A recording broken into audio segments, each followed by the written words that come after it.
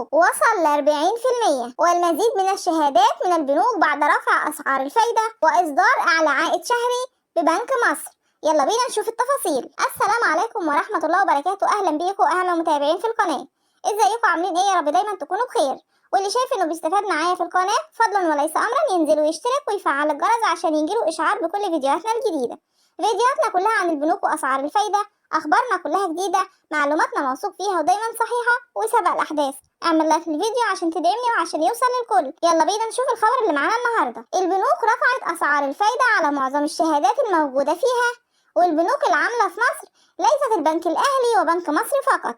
النهارده هعرفكم على اعلى عائد وصل ل 40% على اعلى شهادة بيتم طرحها في البنوك، وكمان هعرفك على الشهادة الجديدة الشهرية ببنك مصر. اعلى عائد ببنك مصر في بنك في مصر اسمه بنك الامارات دبي الوطني مصر. البنك ليه فروع كتير على مستوى الجمهورية في كل مكان. البنك ده بيصدر شهادات متعددة، منها الشهادة الثلاثية العائد بفايدة شهرية ثابتة 19%، وشهادة أخرى الثلاثية المميزة بعوائد مختلفة، منها الشهري 21%، والربع سنوي 21.5%، والسنوي 22%.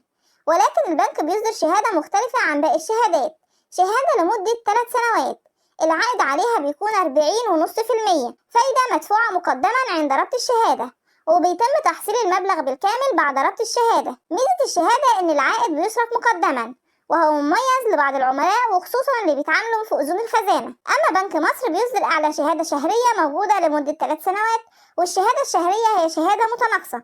العائد عليها أول عام بيكون 26%، أما العام الثاني بيوصل العائد ل 22.5%، والعام الثالث بيكون العائد عندنا 19%. أما البنك الأهلي بيصدر شهادة شهرية متناقصة، أول عام بيكون العائد عندنا 26%، والعام الثاني 22%، أما العام الثالث فبيكون العائد عندنا وصل ل 18%. وهنزل لكم باقي الشهادات اللي هيتم طرحها في جميع البنوك اللي موجودة في مصر. كل اللي عليك انت تعمل لايك للفيديو وتشترك في القناة وتفعل الجرس عشان يوصلك كل جديد من أخبار البنوك. انتظرونا، إلى اللقاء.